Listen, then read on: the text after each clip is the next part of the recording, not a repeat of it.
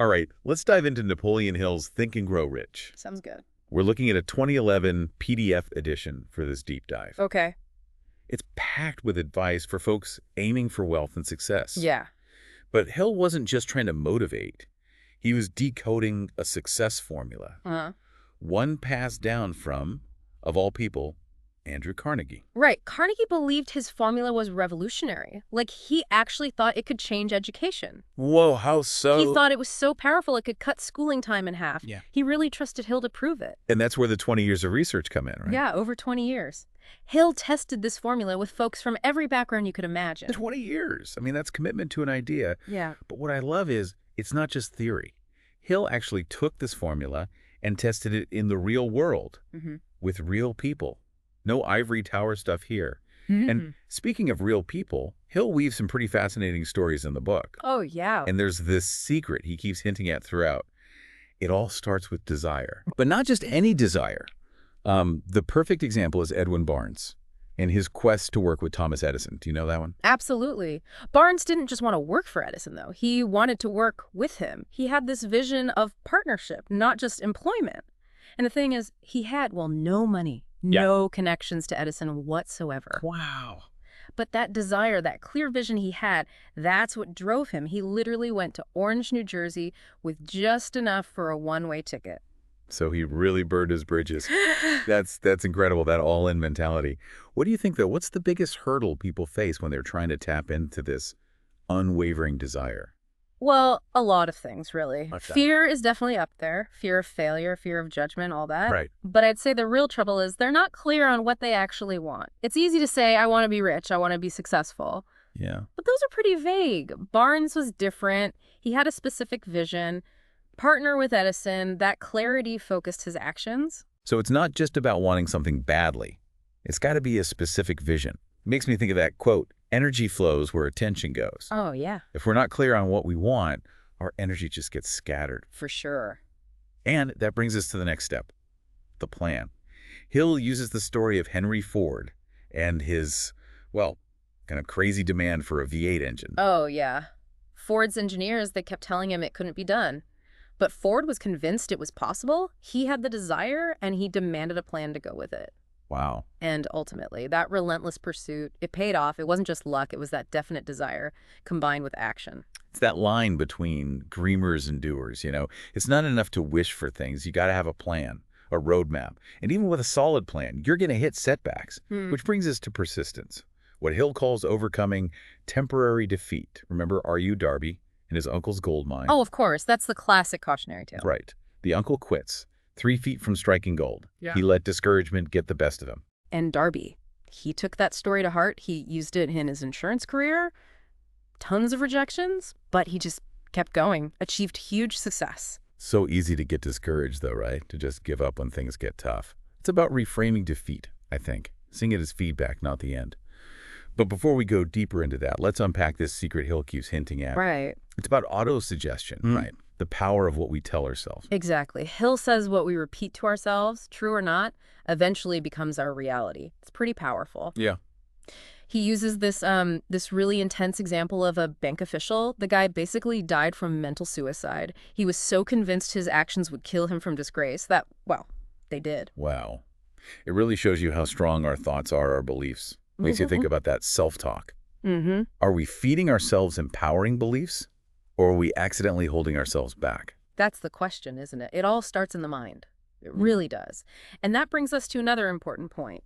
Hill talks about the importance of controlling our attention, especially in today's world. Yeah, it's like we're constantly bombarded with distractions, right? Right. It's so easy to get sidetracked, to lose sight of what we're actually trying to achieve. It's like trying to focus in a whirlwind of information. Exactly.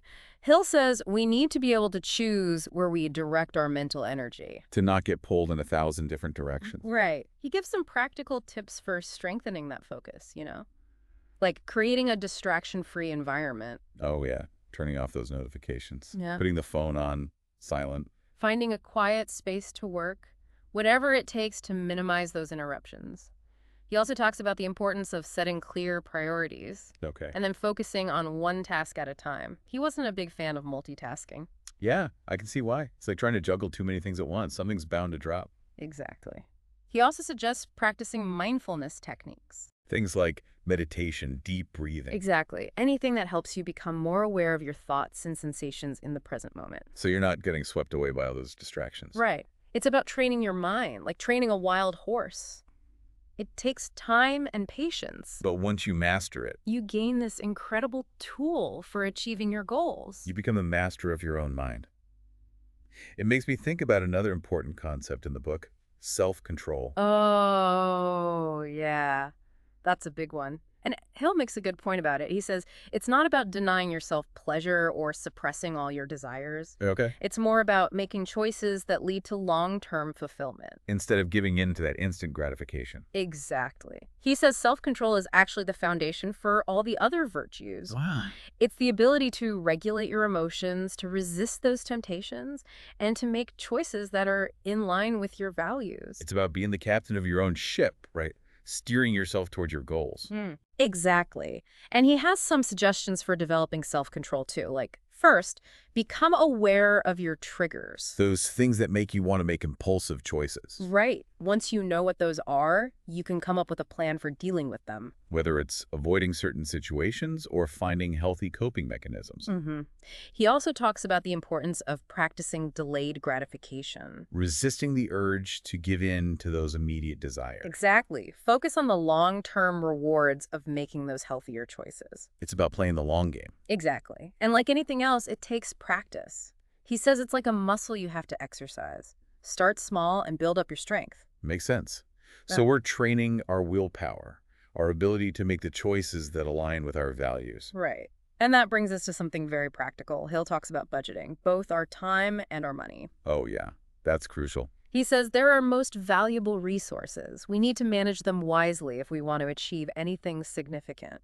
He's big on tracking your spending habits. Creating a budget that's actually aligned with your financial goals. Exactly. So you can make conscious decisions about how you use your money. And avoid those debt traps. Right.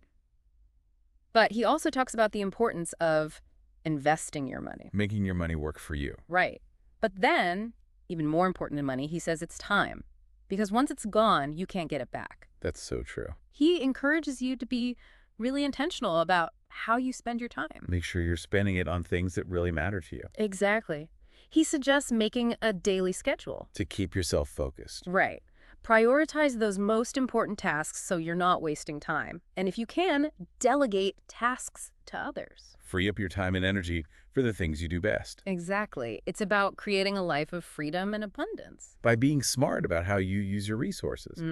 And speaking of resources, another big one Hill talks about is cooperation. Working together with others. Exactly. He says nobody achieves greatness alone. We need each other. We do. He's big on developing strong communication skills. Being a good listener. Right. And being able to express yourself clearly and respectfully. So creating an environment where everyone feels heard and valued. Exactly. He also says it's important to be helpful to others, to be supportive, because ultimately we're all interconnected. What success depends on each other. Right. It's about moving away from that competitive mindset and embracing collaboration. Because we can achieve so much more when we work together. Exactly. He also talks about building a strong network of relationships. Both personal and professional. Right. Those connections can provide support, guidance, and open doors to new opportunities. It's about finding your tribe, right? Those people who inspire you and lift you up. Exactly. Hill believed that cooperation is the key to creating a more harmonious world. A world where people support each other. And celebrate each other's successes. And to do that, we need another important quality: tolerance. Being open to those who are different from us. Exactly. Hill says that intolerance just breeds negativity and conflict. It closes our minds to new ideas. Right. He encourages us to be more open-minded. To respect the beliefs and opinions of others. Even when we don't agree with them. Because everyone has their own unique perspective. He suggests that diversity of thought and experience actually makes our lives richer. It helps us grow as individuals. Exactly. It's about embracing our differences, learning from each other. Because those differences can make us stronger as a whole. Right. He believed that tolerance is essential for a more peaceful and harmonious world. A world where everyone feels safe to express themselves. And where we work together to create a better future. And that makes me think about another important topic Hill covers: failure. Yeah. how we view those setbacks. He challenges the idea that failure is something to be avoided at all costs. Right. He says it's not the opposite of success. It's a stepping stone to it. He believes every setback offers a valuable lesson. An opportunity to learn and grow. Exactly. It's through those failures that we discover our strengths, our resilience. And ultimately, we achieve greater success. Right. He encourages us to embrace those failures, to analyze them, Figure out what went wrong and make adjustments to our plans. so we can turn those setbacks into opportunities for growth. Exactly. He sees failure as a new beginning, A chance to start fresh. with new knowledge and determination. And that reminds us about the importance of enthusiasm, That fire that keeps us going. especially when we hit those bumps in the road. Hill believes enthusiasm is contagious. It inspires others. Exactly. It fuels our actions and helps us overcome obstacles. And he says it starts with identifying your passions. What are you truly excited about? What makes you feel alive? Because when you're doing work you love, that enthusiasm flows naturally. You don't have to force it. Right. He also says it's important to set clear goals, Something to aim for. something that gives you a sense of purpose and direction. And of course, surround yourself with positive people. People who support you. Their energy can be contagious. It really can. And don't forget to celebrate those wins, Even the small ones. because it reinforces your belief in yourself. Keeps that momentum going. Exactly. Hill believed that enthusiasm is essential for success in every area of life, It's about bringing that passion to everything you do. and inspiring others to do the same. And a big part of that is controlling your thoughts. Oh, yeah. Our thoughts are powerful. Hill says they're like seeds. Whatever you plant in your mind will grow. So if you're constantly thinking negative thoughts... You're going to get negative results. Exactly. But if you focus on those positive, empowering thoughts... You attract a more fulfilling and successful reality. Exactly. It all starts with awareness. Pay attention to your thoughts. Notice when you're falling into those negative patterns, Right. And then consciously replace them with something positive. like affirmations. Exactly. Or visualize yourself achieving your goals. That can be really powerful. It shifts your focus away from what you don't want, And towards what you do want. And don't forget about gratitude. appreciating the good things you already have. Right. It's like a mental reset. Brings you back to a place of optimism. Helps you focus on the abundance in your life. Exactly. But it takes practice. Controlling your thoughts is an ongoing effort. But it's so worth it. It is, because when you master your mind, you master your destiny. You become the architect of your own reality. Exactly. And speaking of creating reality, another important skill Hill talks about is accurate thinking. Making good decisions. Right.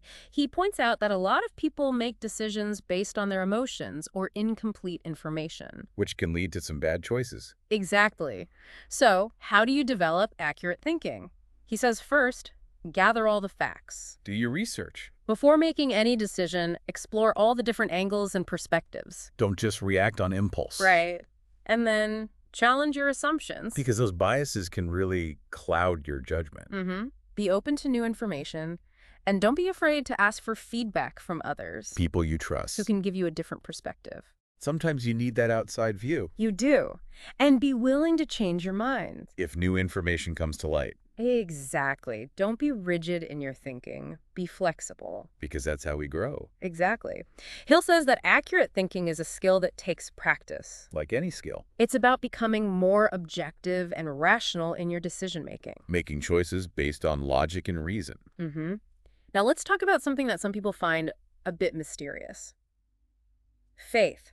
Okay. Hill talks about applied faith. So it's not just about believing in something. It's about taking action. He says, faith without action is dead. You have to put your faith into practice. Exactly. He says it starts with having a clear vision of your goal. Knowing what you want to achieve. Right. Then make a plan. Break it down into steps. And then take action. Don't be afraid to be bold. Even if you don't have all the answers yet. Right. And surround yourself with people who believe in you. Those who can support you along the way. Exactly. And visualize yourself succeeding. See it happening in your mind. Because Hill believes that can actually help draw that reality into your life. So we're using the power of our minds to shape our reality. Exactly. He says that applied faith is the key to unlocking your potential. It's about trusting in yourself, taking action, and never giving up. It's about believing in your dreams. And believing in yourself. And that brings us to another important point. Hill talks about the importance of specialized knowledge. Knowing your stuff. He makes the distinction that knowledge itself isn't power. It's potential power. Right. It has to be activated. You have to know how to use it. It's like having all the ingredients for a cake but not knowing how to bake it. Exactly. He was critical of traditional education systems. He felt they didn't do a good job of teaching people how to actually use knowledge. Right. It's not enough just to memorize facts. You have to know how to apply them. To solve problems. To achieve your goals. Exactly. So he stresses the importance of figuring out what kind of knowledge you need for your specific goals. And then go get it. Through courses, mentorships, whatever it takes. Be strategic about it. Right. And he emphasized that learning is a lifelong process. The world is constantly changing. And you have to keep up. Be a lifelong learner. Exactly. And be smart about how you invest in that learning. Whether it's taking courses or hiring a coach. Mm-hmm. He tells the story of this salesman who lost his job during the Depression. He had some bookkeeping skills, Okay. but he knew she needed to learn how to market himself effectively. So he created this detailed plan book showcasing his expertise. He packaged his knowledge. Exactly. And it worked. He landed clients and built a successful business. It shows you the importance of being able to communicate what you know. Right. To make it clear why people should choose you. To showcase your value. Exactly. Hill believed that when you combine knowledge with action, it becomes a powerful tool for success. It's about putting what you know into practice. Exactly. And that brings us to another powerful tool. Imagination. Hill called it the workshop of the mind. Where all those plans and creations take shape. He reminds us that all the great achievements throughout history started with someone's imagination. From airplanes to electricity. Someone dared to imagine something beyond what was considered possible at the time. It's amazing what we can achieve when we tap into our imaginations. Hill believed that our only limitations are the ones we set up in our own minds. If you can conceive it, you can achieve it. As long as you have the faith and persistence to go after it. It's about believing in the power of our own minds. And using our imaginations to create the future we desire. He talks about two types of imagination. Okay. Synthetic imagination, where you're taking existing ideas and combining them in new ways. Kind of like remixing. Exactly. And then there's creative imagination. Where you're tapping into a higher source of inspiration, coming with totally new ideas. Right. He believes both types are essential for success. It's about finding that balance. Between logic and intuition. Structure and freedom. Exactly. Yeah. He encourages us to use our imaginations regularly. To play with ideas. To visualize our dreams. To believe in the power of our own minds. Exactly. And speaking of believing in yourself, Hill talks a lot about the mastermind principle. He says no one achieves greatness alone. We need the support of others. We do. He defines the mastermind as a group of people who come together to work towards a common goal. It's about leveraging that collective intelligence, that shared experience. Exactly. He compares it to a group of batteries. Oh, yeah, I remember that analogy. They generate more power together than they would individually. It's the same with people. When we collaborate, we amplify our energy and potential. Exactly. He gives the example of Henry Ford. And his group of friends? Which included Thomas Edison, Harvey Firestone, some really brilliant minds. It's like having a dream team. And Ford credited his success to their influence. This is support and wisdom they provided. It's a powerful reminder that we don't have to do it all alone. They need each other. And Hill emphasizes that the mastermind is not just about networking. It's about forming deeper relationships. Based on trust and shared purpose. It's about creating a space where everyone can contribute their unique talents. And support each other's growth. He gives specific advice for building and nurturing a mastermind group. Like choosing people with diverse skills. Right. Who are committed to growth and learning. And who genuinely care about each other's success. Exactly. He also talks about the importance of setting clear goals, meeting regularly, and maintaining open communication. So it's a structured approach. But one that fosters collaboration and creativity. It's a powerful concept. It is. Hill believed it's essential for achieving greatness. Now, let's shift gears a bit and talk about aging. Okay, something we all have to face. Hill challenges the common view that aging is all about decline. He says it can be a time of great wisdom and fulfillment. It's about changing our perspective. Seeing it as a natural progression, not a descent into irrelevance. But of course, there are fears associated with aging. The fear of poverty, of becoming dependent. Which is why it's so important to plan for our financial future. Absolutely. But Hill also talks about the importance of maintaining a positive attitude. Don't dwell on limitation. Embrace the wisdom and experience that come with age. Keep learning and growing. Stay engaged with life. It's about finding the opportunities that each stage of life offers. Exactly. Now, let's address something that a lot of people find scary. Death. Yeah, it's the great unknown. Hill acknowledges that it's inevitable. But he encourages us to embrace it as a natural part of life. Not something to fear. To see it as a transition, not an end. Right. He reminds us that energy never dies, it just transforms. That's a comforting thought. It is. Uh-huh. He encourages us to live life to the fullest, to pursue our passions, to love deeply, so when our time comes, we can face it without regret. Knowing that we lived a life filled with purpose. Exactly. And to cultivate a spiritual connection. Finding meaning in something greater than ourselves. Right. He says it's about shifting our focus from fear to embracing life. Living each day as if it were our last. And making the most of the time we have. It's a powerful reminder to cherish every moment. To live with intention. Exactly. And to appreciate the journey with all its ups and downs. Because it's all part of the experience. And it really ties back to that idea of persistence, doesn't it? Yeah. That unwavering commitment Hill talks about so much. Absolutely. He calls persistence that final test. You know, the thing that separates those who actually achieve from those who just, well, dream. He's not just talking about stubbornness, is he? It's deeper than that. Right. It's about that inner drive to keep going when things get tough, when most people would just quit. Hill says that's what most folks do, actually. Give up too soon. Yeah, they let those setbacks get to them, the doubts, what other people say. They don't see those things as, like, opportunities. So resilience, right? Yeah. Bouncing back. Exactly. Hill tells this story, really illustrates it, about R.U. Darby. He learned about persistence the hard way, you could say. His uncle, gold prospector, gave up on a mine just 3 feet from striking it rich. Oh, I remember that one. What a tough lesson. So close. And then to just quit. Right. Imagine that regret. Darby used that story as fuel, though, to never give up on his dreams no matter how hard things got. And he went on to have huge success in insurance, tons of rejection, but he never quit. It's like we can learn from those who came before us, right? Their mistakes, their triumphs, it all helps. His point is persistence isn't just about forcing yourself. It's more about having the right mindset, seeing those challenges as chances to grow. So those obstacles, they're actually part of the path. He has a bunch of tips for how to build that persistence muscle. Yep. It starts with being crystal clear on what you want. The deeper you want it, the more likely you are to stick with it. That makes sense. Yeah. It's got to be something you really care about. Then have a solid plan. Stick to it. That gives you focus, keeps you from getting lost along the way. Like a roadmap for your goals. And just as important, believe in yourself. Have that confidence you can actually overcome those hurdles. Self-reliance. Knowing you've got what it takes. Exactly. And this is huge.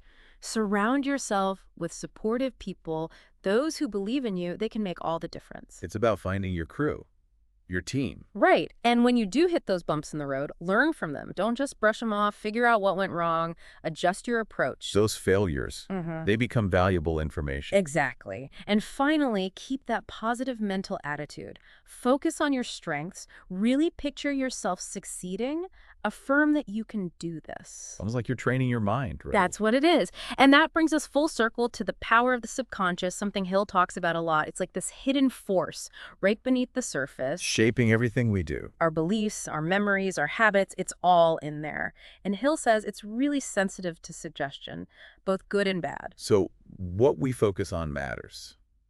A lot. That story about the bank official, the one who basically thought himself to death. Yeah, that was intense. It shows you how strong those beliefs can be, how they can affect us physically. It's almost like we're programming ourselves without realizing it. And Hill says there are ways to do this intentionally. That's where autosuggestion comes in. Repeating those beliefs and goals you want to have over and over. Until they become ingrained. Like building a new habit almost. Visualization is powerful too. Creating those clear mental pictures of what you want. Like a mental movie. Already seeing yourself achieving that goal. Exactly. And don't forget emotion. That fuels it all. The more emotion you pour into those desires, those beliefs, the more your subconscious latches on. So it's not enough to just think it. You got to feel it too. And repeat, repeat, repeat. Consistency is key. Like dripping water on stone, eventually you make an impact. So we're retraining our minds. making them work for us, not against us. Exactly. Hill believed that's how we reach our full potential, by harnessing this incredible power of the subconscious. It's been an amazing dive into Think and Grow Rich, exploring all these powerful concepts. There's so much wisdom packed into this book. And it's not just about getting rich, is it? No, it's about success in all areas of life. It's a blueprint for living with purpose and achieving your dreams. It's a call to action, really. To take control of your thoughts, to believe in yourself, and to never give up on what you want. We've only scratched the surface here, but hopefully this has sparked your curiosity. Go back to the source material. Dive deeper into these principles. See how they resonate with you. Find your mastermind group. Surround yourself with people who inspire you, and remember, you have the power within you to achieve amazing things. Keep those minds sharp, those desires burning bright, and never stop learning.